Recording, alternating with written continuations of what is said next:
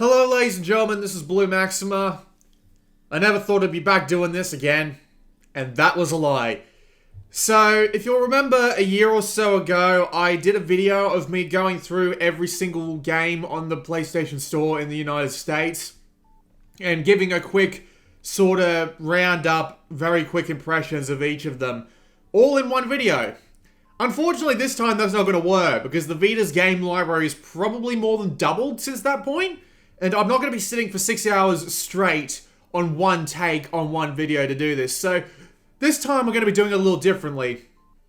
We've got the store split up into 13 letter categories. So I'm going to be going through these one by one in each of their own video.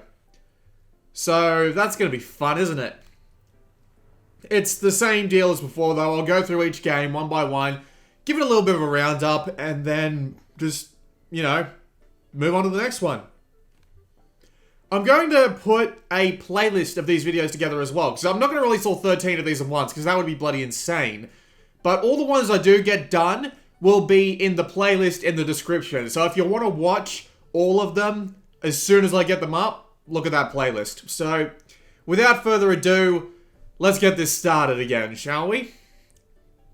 Start with A through B, as you do with the alphabet. 1001 Spikes. This is an ultra-hard memorization platformer. It reminds me a lot of the old game Rick Dangerous. And the idea is, it's a platformer where there's a ton of stuff that's out to kill you, and you need to get through without it killing you. There's a ton of levels, and all the levels are the same every time, and they've all got their own rhythms, patterns, and hidden stuff that you need to avoid, and there's hidden collectibles to unlock and stuff. I honestly wasn't that big of a fan of it, because I'm not that big of a fan of games that require memorization more than actual skill, so it's not a bad game though, it's just a little bit too much like that for my tastes. So if you're looking for a game where you have to memorize everything in order to move on, well, here you go. Game's $15. I don't think it's ever been on discount actually, which is a little bit disappointing. But yeah, that's pretty much it. 2013 Infected Wars. When it decides it wants to load, you'll get there eventually. There we go. So, the idea is that this was originally an iOS game that got ported to Vita, and it's a third-person, clearly budget zombie shooter, where you have to go through multiple levels, buy upgrades and kits, and move forth to the next level. There are some weird gameplay decisions in this one, though, like, if you die, you lose your weapons, and you can buy weapons using in-game currency, and it's just a little bit strange. It's obvious that it's been ported from the iOS platforms and not really given that much thought into how to turn it into an actual game, but if you're looking for something to distract you for a couple of hours, you could do a lot worse than this. $5 ain't too bad for it as well, but it really does feel like a budget iOS title, so go in expecting that, you'll be fine. A Boy and His Blob. Excuse me, I'm having terrible trouble with my throat today. This game is fantastic. It's a two-dimensional artsy platformer, and it's not artsy-fartsy, it's just artsy, because it's adorable without trying to push it in your face too much. And the idea is you've got a blob who can mutate into various objects, and you use him to make your way around the world. Like in this thing here, you can turn the blob into a ladder who you can then climb to the next platform. And there's a bunch of different objects it can turn to and a bunch of puzzles to solve, and just lots of interesting art and level designs and stuff, and it's absolutely fantastic. I love A Boy and His Blob. It originally came out on the Wii, and it got a re-release pretty much everywhere else, so absolutely, I freaking love A Boy and His Blob, and I'd recommend it to anyone. A Virus Named Tom. This is actually free on PlayStation Plus at the time I'm recording this, but I imagine like a week after I record this it won't be there anymore. It's a puzzle game where you play a little robot who needs to connect all the power nodes together, like the old game Pipe Dream, or, you know, every one of those 1,000 games where you have to connect pipes from one end to another.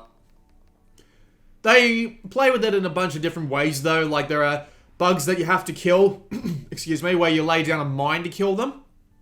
And when they collide, they send out power, or if you do it with two just mainly hostile bugs, like here, they'll just be disabled for a little bit and you can get around them. And there's a bunch of different level types to go through. It's a interesting little game. It's fine as a PlayStation Plus download, that's for sure. I like it as a PlayStation Plus game. And it's got some pretty interesting comedy in it as well, although it's a bit limited. So, yeah, it's not bad. Wouldn't argue against buying it. There's no real reason not to if you don't like those sorts of games. Amen! God, this is an old one. I haven't played this in years. I haven't thought about this one in years. It's a weird puzzle platformer where you have to take one of several different kinds of troops, use them to kill all the enemies. I believe that's it anyway. Again, I haven't thought about this game in months. And it's a bit clunky and unresponsive, which isn't very pleasant, and the concept itself just didn't interest me that much. I mean, I don't like it that much, that's all. It's just dull more than anything else. It works, more or less. It's just, yeah, it doesn't do anything to really stand out.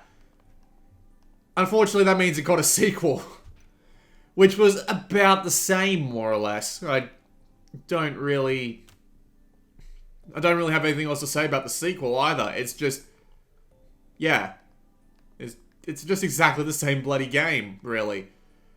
Like, compare these screenshots to the screenshots you just saw a few seconds ago, and tell me that you see the difference. Then I will call you a liar. Because it doesn't really seem to be that much different between the games. I only ever played them for like an hour or so each, but, yeah, I wasn't really that impressed by those games. Arbs Animals, aka the fastest way to get like 5 trophies.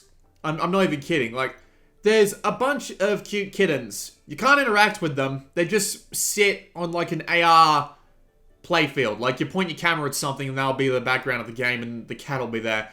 You can't interact with them. You can't tap them. You can't pat them. You can't do anything like you'd expect in a game like Nintendo's. And if you stay in the game for, I believe it's about 15 minutes, you get 3 gold trophies. And a silver and a bronze. I'm not even joking. It's the fastest way to get trophies I've ever played in a fucking video game. It's not even a video game. It's not even that interactive, but whatever. Actual Sunlight, more of a visual novel than an actual game. The idea is you wander around a guy's apartment and a small city and all that. It catalogs this guy's spiral into depression. And it's meant to be a sort of, don't let this happen to you, sort of, what's the word I'm looking for? Cautious tale? And to be fair, if you're going into it with that mindset and not the mindset you'll be playing an RPG or an actual game, you'll be fine and you'll probably enjoy yourself. Just don't go in not knowing what you're doing and you'll be fine. It goes for about an hour, which $5 might be a little bit much, but you know, if it ever goes on sale for like $1 or something, it's probably worth the hour you could put into it. Adventure Time, The Secret of the Nameless Kingdom. I remember this. It's a Legend of Zelda clone. Specifically, A Link to the Past. It's reminiscent of everything. It's got everything. It's got different kinds of enemies. It's got dungeons to wander around. It's got keys. It's got parody. It's got all the Adventure Time characters in it as well. I've never seen the show, but yeah, it is, you know, a Adventure Time game, or at least I assume it would be. It feels like an Adventure Time game, based on what I've seen from it. But yeah, it doesn't really do anything to stand out. If you're looking for a cheap clone of Zelda, or if you're looking for an Adventure Time game, you're probably not going to go wrong by buying this. And $9.99 is actually a fairly good price for it, all things considered. So I won't argue too heavily against that game existing. Ages of Earth, Proto-Nervous Assault. I remember this. It's a tower defense game done in a really unique way. See those, if you can see, look into that screenshot real carefully, you can see that the town there, the city there, is made up of individual rings. And you can move these individual rings mid-battle independently of each other.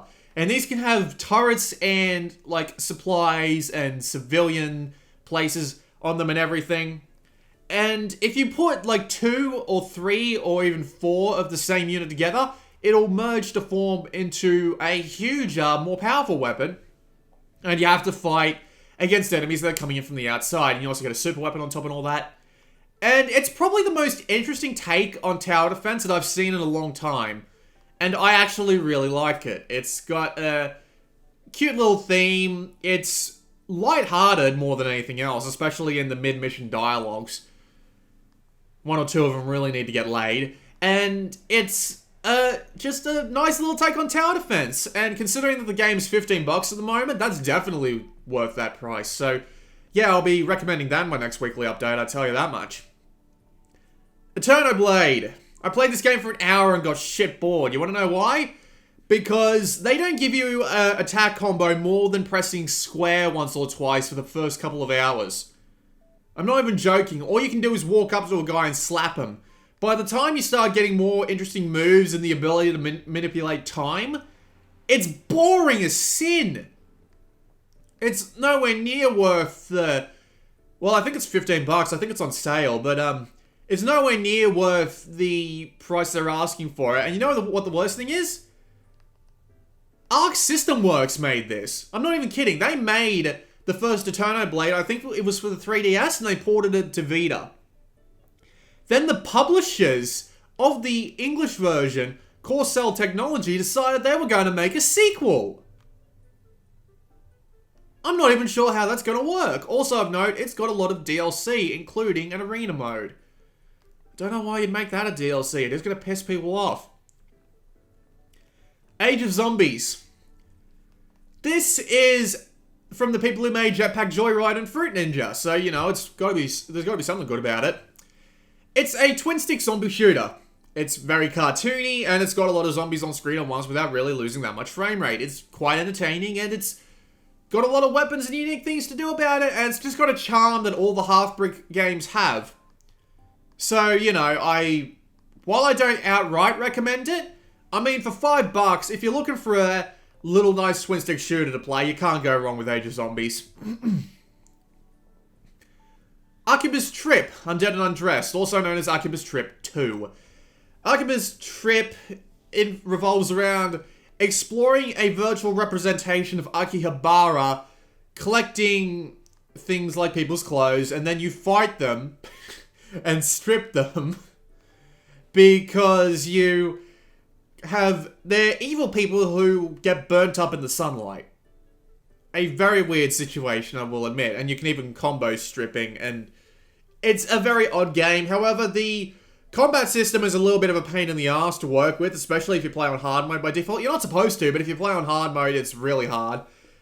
If you play on normal mode, though, the game is actually surprisingly easy, so it's a little bit unbalanced in its difficulty, and I really wish they did a little bit more with the setting, because, again, they really do have a full representation of Akihabara here. There's a full street layout, you can go to a ton of stores. It just feels a little bit empty and pointless, though, if you want me to be honest. You do collect things like flyers for stores and all that, but the thing is, they don't translate them into English or give you English subtitles or anything like that for those things, so you can't read them. So I don't really see the point. Neatly enough, though, you can stand in an intersection and look at a trailer for The Legend of Heroes Trails of Cold Steel, which hadn't been announced for localization at that point, which was kind of great, honestly. So yeah, I'll just move on from that. Alien Breed. A remake of a classic Amiga game from the people who made Worms. Unfortunately, the game really does show its age. It doesn't play like a twin-stick shooter originally. Like, the idea was you could only walk forward and shoot forward. There was no, like, twin-stick control. They added twin-stick control in this version, which made the game entirely too easy. And you also have things like keys and you have to go find it. It's basically one of those old top-down maze games combined with some shooting. The shooting itself isn't that inspiring. And then you've got the bloody keys and stuff to go find, which you can actually go to the in-game store and buy. Which is... Well, actually, was it this version or was it the PlayStation Mobile version they released exactly at the same time, which did that? Because I can't remember specifically, but I remember doing a video on both of these back when I was first making videos, and it was just odd. Like, imagine being able to buy resources in Amnesia: The Dark Descent or Alien Isolation. Like, imagine being able to go and buy like 10 grenades in Alien Isolation or something like that. That's what Alien Breed did, and I didn't like it at all. Alien Shooter. This game is weird, mainly because the 2 DLC episodes that you have are $4 each after buying Alien Shooter itself, which is $8. And the idea is, it's a twin-stick shooter from a really long time ago. We're talking like 10 years at this point. That originally came out on PC. And it does work on twin sticks like you'd expect, but the problem is, the game's got an aim assist setting where it automatically kills enemies that you're firing at. And you think, maybe I'll turn it off and get a bit of challenge. If you turn off the auto assist, you will not be able to hit shit. The auto assist is literally required to play this game. And if you don't have auto assist on, you can't hit anything. So, it turns into a really easy game because the auto assist is too good.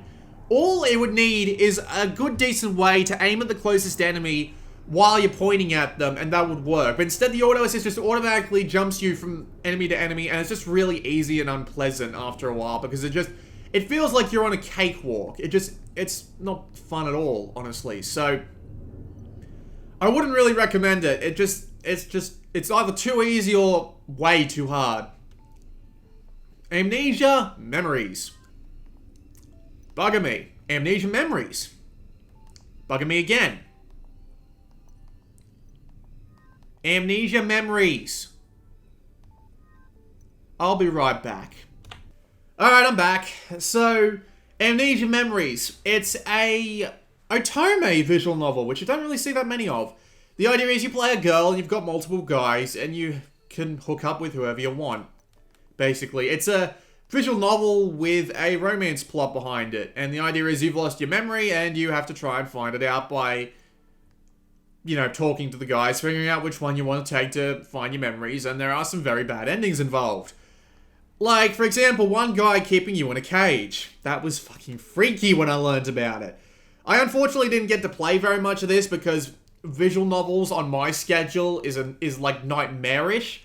But I've heard really good things. I have to say, it's really bad that I've heard really good things about it. But the game itself does have a lot of options to keep you relaxed and comfortable while you're playing. So, yeah, it is at least good on the engine side of things. You're not going to run into too many technical problems. So, yeah, probably good.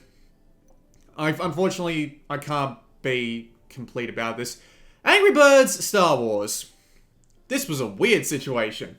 I don't know why they released just Angry Birds Star Wars 1 on Vita, and it was originally full price. I don't understand why it's not here, so I can't check, but yeah, a full price version of Angry Birds Star Wars. It didn't even run that well from what I heard. I never even bought it. Who would've? Tell you what I did buy, though. Yep. Admittedly, this one actually runs a lot better, but, I mean, $29.99 for Angry Birds. I mean, really, you get Seasons Classic and Rio, but they never patched this. They never added anything to it. There's no level editor. There's no, like, online features. It's just disappointing, really. I mean, $5 would have been fantastic. But, nope. Alright, Another World, 20th Anniversary Edition. It's a remake of the 20-year-old platformer Another World, with high-resolution graphics, but you can also play with the original classics. The game is a bit obtuse, but even then, it only takes like an hour or so to go through. Might be a bit longer if you're trying to figure out the puzzles, but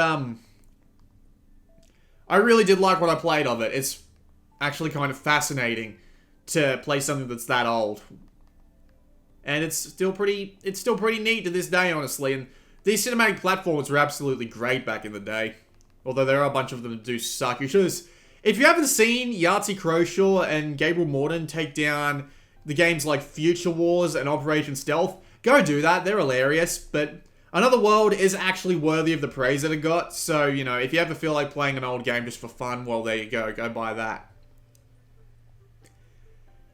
This is Aqua Kitty Milk Mine Defender DX. It's a Defender clone in pretty much every sense of the word. You go around an endless ocean floor saving kittens from being picked up by enemy craft and just getting as many points as possible, basically.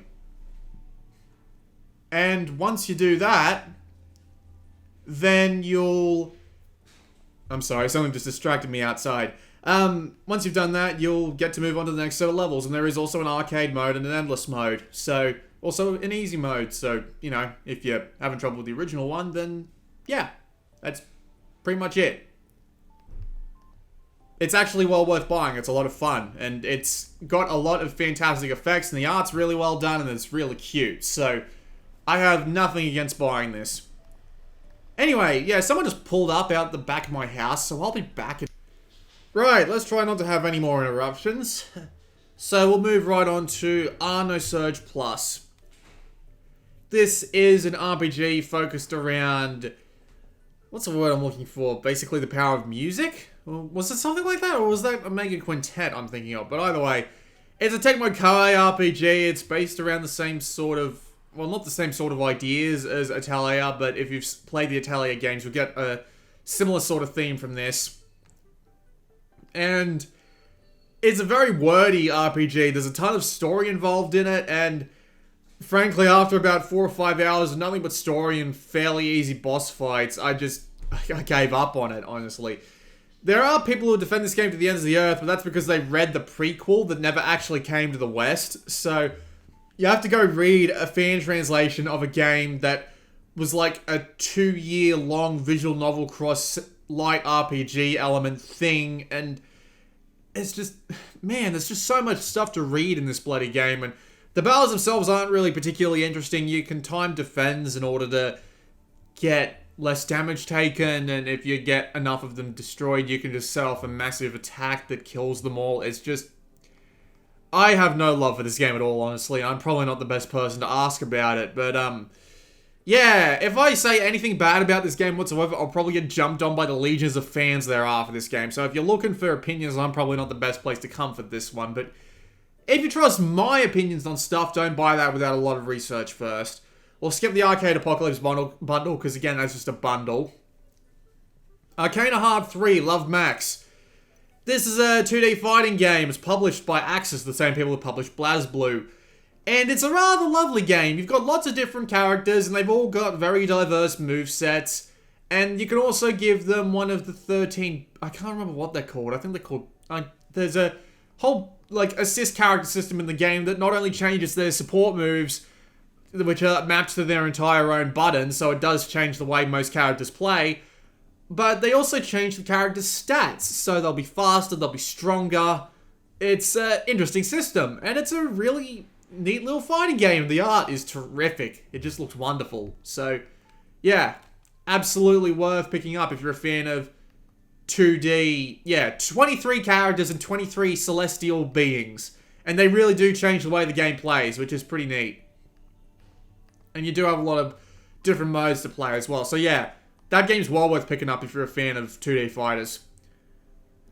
Army Corps of Hell. This is like one game that Square Enix published other than Final Fantasy X. And the idea is... I'm surprised there's no screenshots, honestly. The idea is that you play an army commander and you summon a bunch of different kinds of troops. And they're all like weak and strong to particular things. And you guide them around levels and take out the enemy loads of troops. It's fairly easy, and it's honestly not as engaging as I would have hoped, because I bought this game like the day it came out, and as I know I don't have it now, but I bought like a retail version from Amazon because I was a bloody idiot. So yeah, it's not fantastic. I wish there was a demo. A demo would be the best way to show this game off, but there isn't.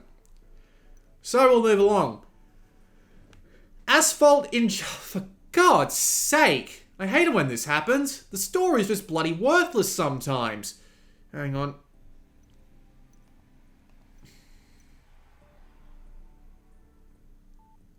There we go. There it is.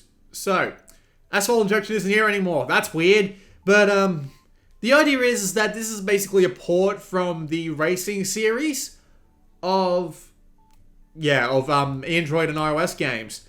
And it's not that good. It's really cheap, it's fairly lightweight, it doesn't really feel like you're driving a car at all, more like a hovercraft. It's just not very pleasant to play at all. Originally, I would recommend that at like a really cheap price, but now that we've got...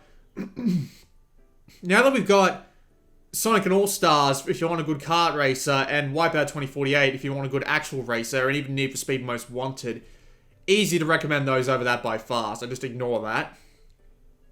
Assassin's Creed Chronicles Trilogy, Ubisoft latest affair. The idea is it's a two-dimensional platformer combined with the Assassin's Creed series. There's collectibles to find, enemies to stealth around. It's a lot more like a puzzle game than an actual like stealth action adventure game. And it's just it does look rather pretty. A lot of people would probably be upset that it kind of removes some of the depth that Assassin's Creed has, but if you're looking for a decent puzzle platform with an Assassin's theme to it, it'll work. Assassin's Creed 3 Liberation was the big game that Ubisoft brought out for this platform, and it wasn't very impressive. It ran terribly, it was really buggy, it did look pretty nice, but the frame rate was just terrible, and there was this whole persona system where you could swap between 3 costumes, notably none of which they actually show in these 4 screenshots, and the 3 screenshots got wanted levels individually, but the funnest suit to play, which was the assassin's suit, would get you spotted from like 50 feet away. So there was absolutely no point in going around in that suit unless you were a bloody maniac. And it just made the game not fun at all. Made the whole thing a rather big waste of time, if you ask me. But anyway, I'm not going to do all these games individually because that would be insane, but we'll start with the first trilogy, which is the Arlen trilogy, and that goes Rorona to Tori Maruru, although it got released to Tori Maruru Rorona. The idea is that you are an alchemist, and the alchemists use different ingredients to make different items, which can be anything from different weapons and shields to consumables like, health food or stat bonuses or things like bombs. And then you go out into the field to gather more, and you do quests based on getting resources and making stuff, and by beating monsters and stuff like that. And the rest of it just works like a typical turn-based RPG. They're all perfectly fine. They are good games. The performance problems aren't fantastic, but it's a turn-based RPG. It's not like that's a problem. And the second trilogy, which is Esker and Logi and Aisha, which are part of the second trilogy. And we're also getting Sophie, which is the start of a third trilogy. And I believe we're also getting the third of the second trilogy as well. So we'll have 7 Alchemist games on there. So they're all perfectly fun little fun games. If you want a good place to start, Rorona Plus is definitely the place you want to start off at. But they are all worth the time. Absolutely. Just, you probably want to buy one before you go buying all 7, just in case you don't like the concept. Atomic Ninjas. I actually love this game, which is really disappointing because it isn't actually... What's the word? Nobody actually plays it. But the idea is, it's a 2-dimensional platformer based around physics. The idea is all your ninjas are invincible. And you have to use the weapons that you have, which there are several that you can find on each level, to knock your opponents off the world and into the deadly obstacles, like the lava there. And it is a really, really fun party game. And it's got a fair few levels and a fair few weapons to play around with, so it doesn't get tiring that fast. The single-player AI is a little bit disappointing, though, because it's like a jetpack. It doesn't act like an actual human being at all. And there's a ton of different movement modes. Like, you can swing around like fucking Spider-Man if you want. It's great. I love it, and it just doesn't get played anymore. It's so disappointing. They did a really good job with that game. I miss it. Axiom Verge. It's what Shovel Knight was to Castlevania and Mega Man. It's what Shovel Knight was to Castlevania and Mega Man, only with Metroid. So, it's a 2-dimensional Metroidvania platformer with a lot of shooting involved, sub-bosses, a weird story about AIs underneath a planet, and it's got a lot of different abilities to unlock, lots of backtracking, and even a speedrun mode. It's a perfectly enjoyable, fun game. Just make sure you keep your own map, because you will get lost eventually. But yeah, I like it a lot. Runs perfectly fine, too. So, yeah, well, it runs mostly fine. There's a bunch of frame rate drops, but it's not too terrible. Again? Really? Alright, I'll start talking about Backgammon Blitz then. Backgammon Blitz is a weird little thing. The idea is that it's a tuned-up version of the game Backgammon. You've got things like play-by-mail, you've got AI to play against, and it's just a fancy theme for it. Unfortunately, by default, it runs terribly, and the camera's constantly moving to remind you of this. And it's backgammon. So it's like, do you really want to pay $10 for a really... $8, I should say, for a really fancy version of backgammon? If you want to, go ahead, but most people won't want to. Baseball Riot, the sequel to Tennis in the Face, and the two games are roughly the same thing.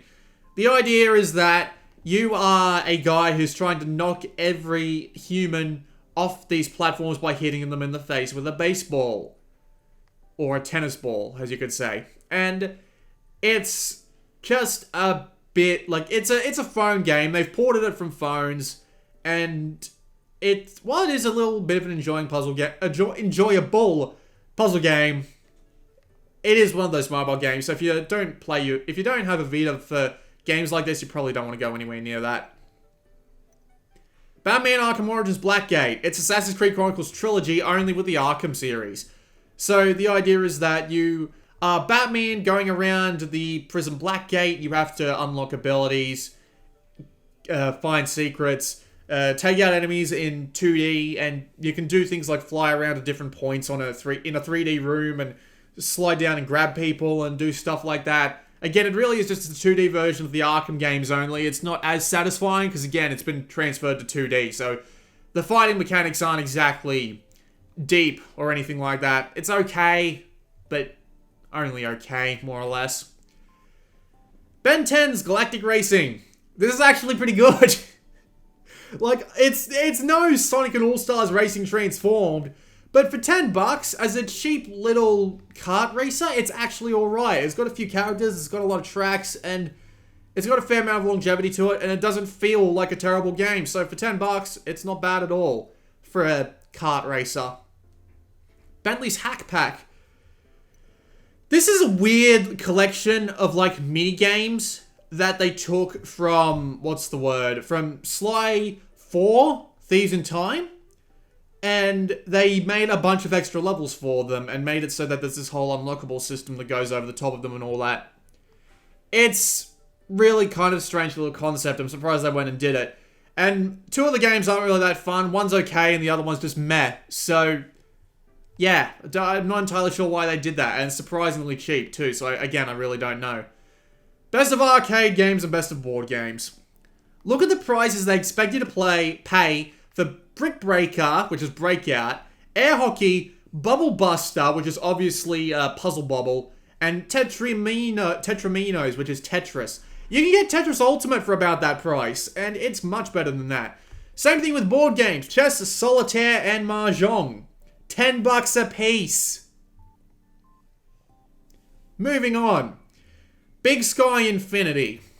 I actually really like this. It's a effects-heavy, two-dimensional space shooter, and it's got a ton of different things to see and do. Your ship is massively overpowered and just gets more overpowered as time goes on, yet the game manages to still remain difficult.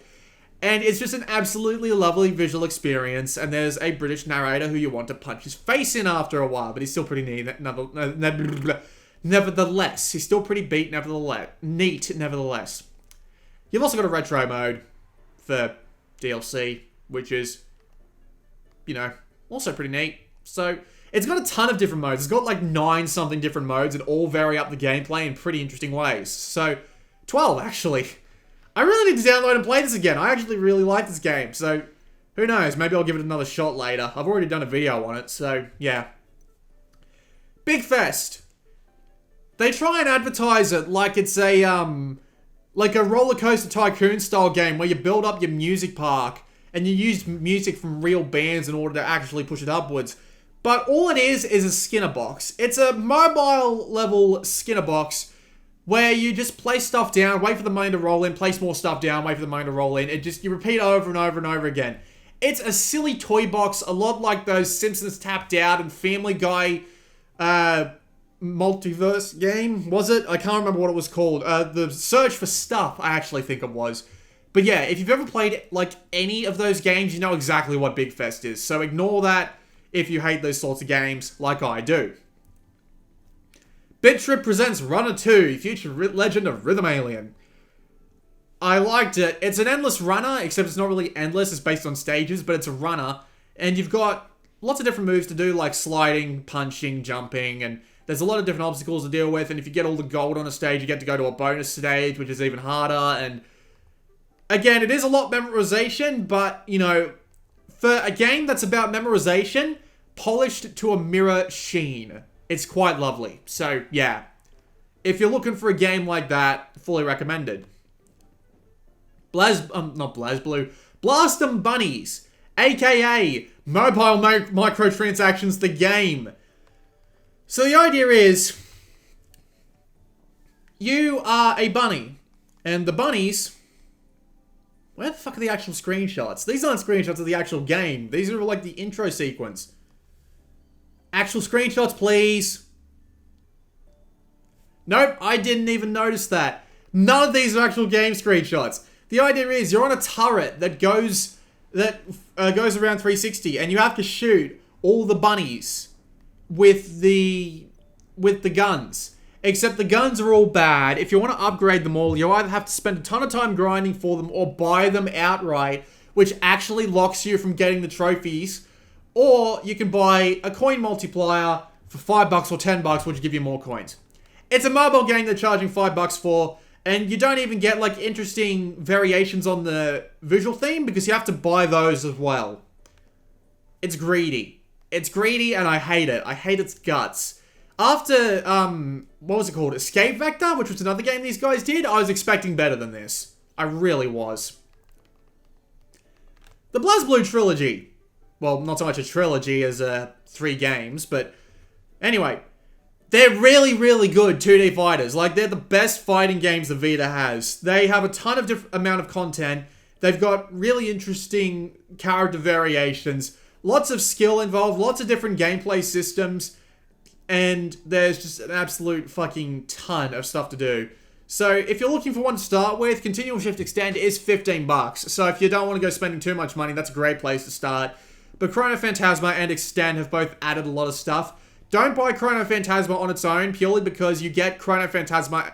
You get the 2 DLC characters from Chrono Phantasma, along with all the DLC from Chrono Phantasma in Extend, along with a couple of new things as well. So if you're going to get either one of those, get Extend. But yeah, it's a really good fighting game series. And if you're looking for any fighting game on the Vita whatsoever, that's your first port of call. Bloxic. It's It kind of looks like a Rubik's Cube puzzle game at first, but instead you have to match different colors on these cubes, and you have to collapse them all in until there's none left. And I had a lot of trouble with it because I couldn't think in 3D, and they wrote the manual in a really confusing way. So it was like, they didn't mention that you could get cubes to chain by making them fall down on each other or something like that. I think I went over it in my video on Bloxic, but anyway, it is still a pretty neat puzzle game if you understand the concept and if you can wrap your brain around it. Go watch my video, basically. If you're interested in this game, go watch my video because I explained everything about it there.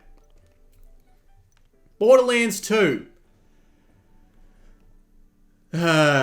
So, Borderlands 2 is a big console shooter. Unfortunately, when they ported it to Vita, they made a lot of mistakes with it.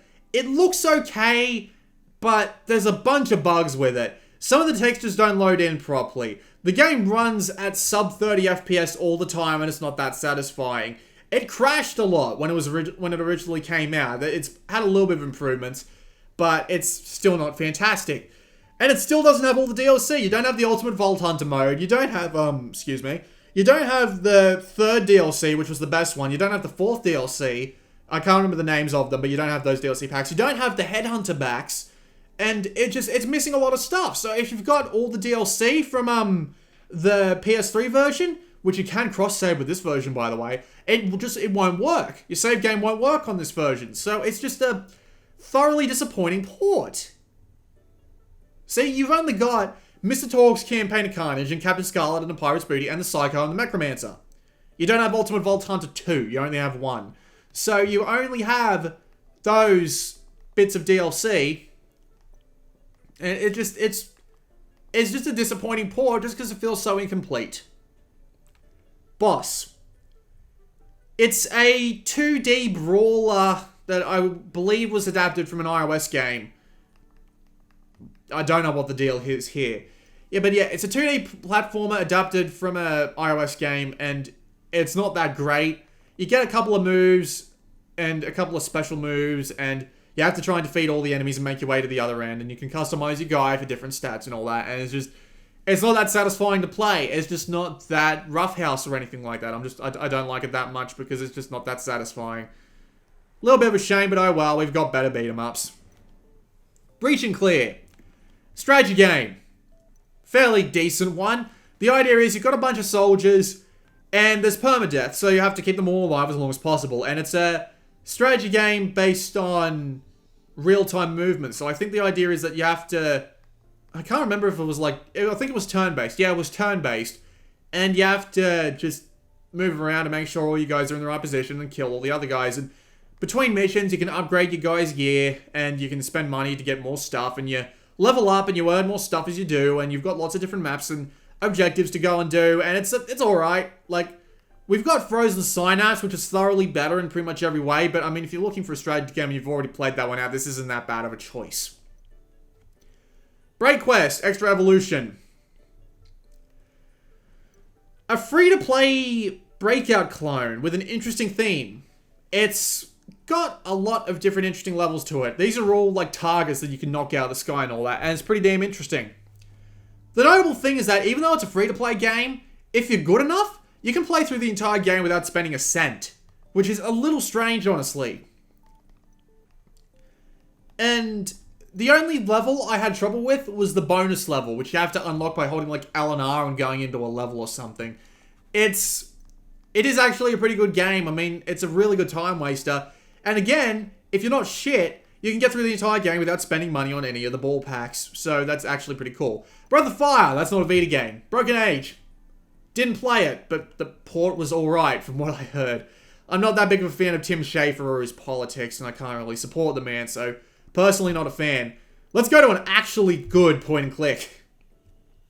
Broken Sword 5, The Serpent's Curse. This game is lovely. It's got great voice acting. The art is just incredible. It looks fantastic. The puzzles are really clever and not ingenuic. But they've got a lot of ingenuity, and it's a really interesting plot. And I never got around to actually buying and playing the second part.